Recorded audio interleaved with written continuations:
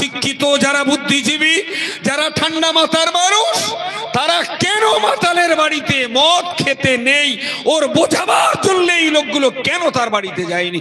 এর জন্য মাতাল যদি জাহান্নামে যায়, শিক্ষিত বুদ্ধিজীবী নামাজি লোকগুলোকেও জাহান্নামে যেতে হবে। এর জন্য তৈরি থাকুন। আমি দায়িত্ব নিয়ে বলছি, এই গ্রামের মাতাল যদি জাহান্নামে যায়, এই গ্রামের ঠান্ডা মানুষগুলো জান্নাতে যেতে পারে না।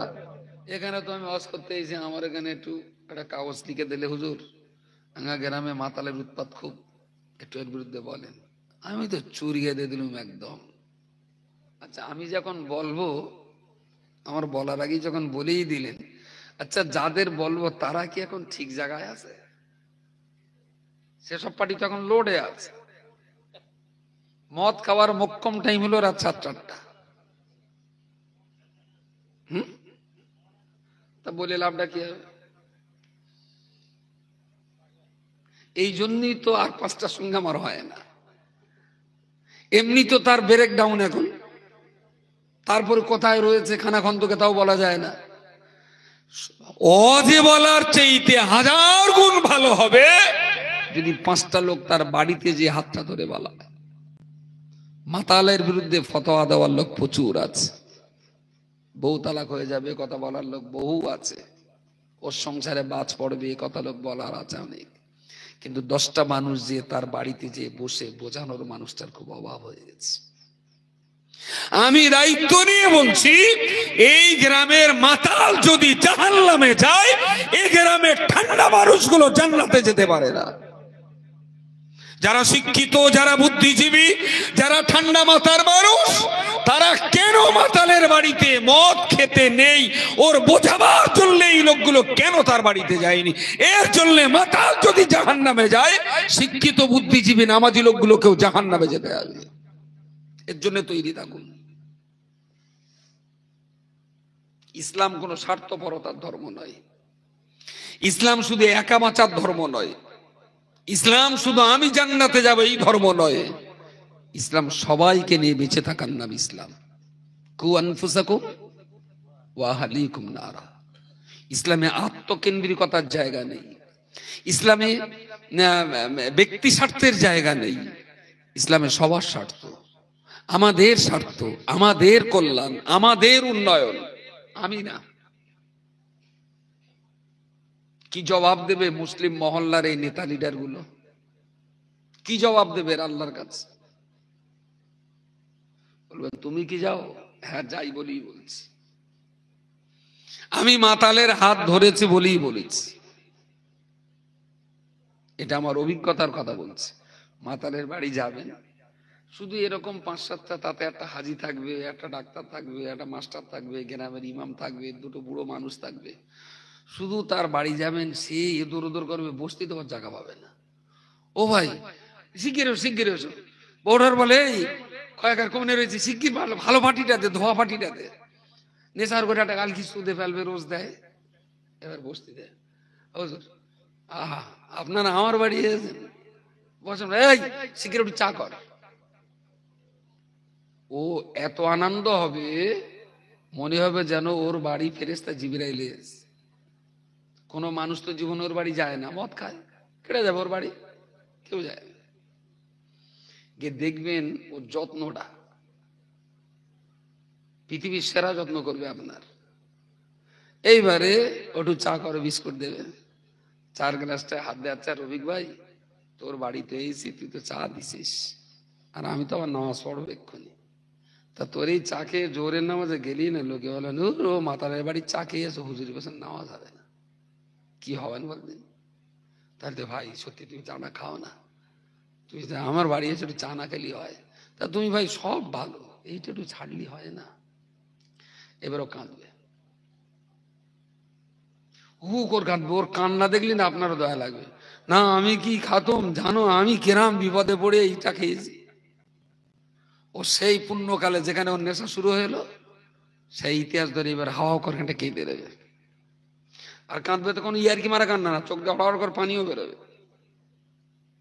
এইবারে যদি বুঝিয়ে 2টো কথা বলেন, দেখ ভাই আমি তোর কাছে চা একটু খাচ্ছি আজকে, তা আমি আমি কি আশা করতে পারি যে তুমি ভাই আর কোনোদিন ওই পথে যাবা না? আমি খুব দায়িত্ব নিয়ে বলছি, যদি 5টা লোকের বলেন, একটা লোক তওবা পড়ে ফিরবে। মাইকে চিৎকার করে, বুঝতে পারেননি? লাভ শুধু হবে না তাই না, এখন হয়তো কেউ এসে এরকম চোখ টোক উল্টে রয়েছে আর সেই অবস্থায় যাচ্ছে মাতিনির কথা, যারা মদ খোর তারা জাহান্নামে যাবে, পুলসরাত পারতিকে ওপর নিচে পড়ে যাবে, জাহান্নামীর 38 নম্বর মুকুট দিয়ে ঠেঙাবে। ওই টেনশনে বউডার বলবে আর এক গ্যাস ছিল, সেটা আছে বের কর দিন। ওই টেনশনে আরো 2 গ্লাস বেশি খাবে, ফতোয়া কম দেন, ফিল্ডে লেবে কাজ করুন। ওর বাড়িতে যান, হাতটা ধরুন, 5টা মাতালের ভিতরে একটা মাতালও ভালো হবে। কিন্তু আমার সমাজে ফতোয়া দেওয়ার লোক আছে, ওরে বেজম্মা বলার প্রচুর লোক আছে। কোথায় যাচ্ছ? মেয়ে দেখতে যাচ্ছে। কার মেয়ে? রফিকের মেয়ে। কোন রফিক? ও সেই মাতাল রফিক। ওখানে শুরু করে দিলে যাতে ওর মেয়ের বেটাও না হয়। ওই যে বলে দিলে মাতাল রফিকের মেয়ে, তারা দিল তেলাঙ্গা বেই মদ খায়, এই চল চল চল বাড়ি চল। এরকম কাঠি মারা লোক প্রচুর পাওয়া যাবে সমাজে। তার বাড়িতে যে বোঝানোর লোকটার আজকের দিনে খুব অভাব হয়ে গেছে। আমি আবার বলছি, ইসলাম আত্মকেন্দ্রিকতার ধর্ম নয়, ইসলাম স্বার্থপরতার ধর্ম নয়, ইসলাম ব্যক্তি স্বার্থের ধর্ম নয়, ইসলাম উদারতার ধর্ম, ইসলাম মানবিকতার ধর্ম, ইসলামকে সবাইকে নিয়ে চলার ধর্ম, ইসলাম সবার জন্য জাহান্নাম থেকে বাঁচার ধর্ম। শুধু আমি একা বেঁচে জান্নাতে যাব তা যদি হতো, তাহলে রাসূলুল্লাহকে মক্কার ভাতকে তায়েফের মানুষকে কলমা শোনাবার প্রয়োজন ছিল না। 195 কিলোমিটার রাস্তা, সেখানে তাদের কলমা শোনাতে গেছেন, তারা মেরেছে, রক্ত ঝরেছে, বেহুশ হয়েছেন। এরপরেও নবী বলেছেন, আল্লাহ তুমি যেন এদের উপরে গজব দিও না, তুমি যেন এদেরকে ধ্বংস করো না, আল্লাহ এদের বাঁচিয়ে রাখো। এরা আমাকে রসুল বলে কলমা না পড়লেও এদের ছেলেপিলেরা একদিন পড়বে। আমি আপনি তো সেই নবীর উম্মত। তা নবী যদি শান্তির বার্তা দেওয়ার জন্য 195 কিলোমিটার দূর যেতে পারে, আমি কি শান্তির বার্তা দেওয়ার জন্য 50 পা হেঁটে আর একজন মানুষের কাছে বলতে পারিনি যে ভাই চলো মসজিদে পড়াচ্ছে প্রতিদিন, আমি পড়ি, তুমি একটু চলো? কি করে জান্নাতে যাবেন আপনি বলেন? শুধু নামাজ পড়ার নাম তো মুসলমান নয়।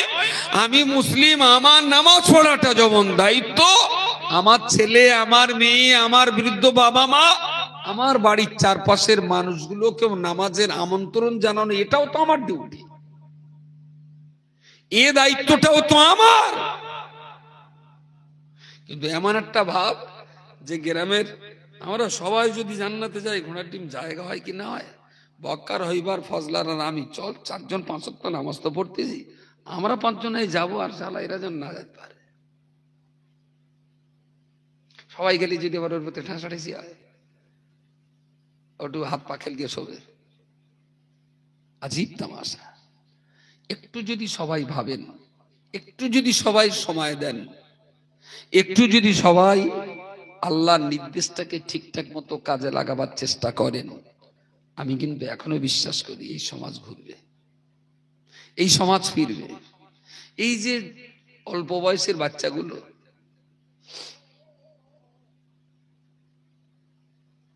পেছন দিক ফিরে দেখেন দিন, এর ভেতর তেরঙ্গা খাওয়াতেও আছে বলে মনে হয়। কারণ মুখের দিক বেশিক্ষণ তাকাবে না, তাইলে আবার ধরে আছে একটা দেখ, কথা বলে না কেউ। আমি তো কারো নাম জিজ্ঞেস করিনি, আছে।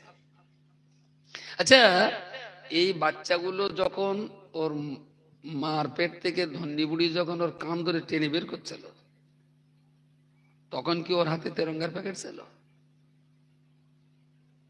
কথা বলে উঠলো কি করে? ও তো তেরঙ্গা নিয়ে আসেনি, কাঁজার কলকি আনেনি, এইগুলো ওর হাতে উঠলো কি করে?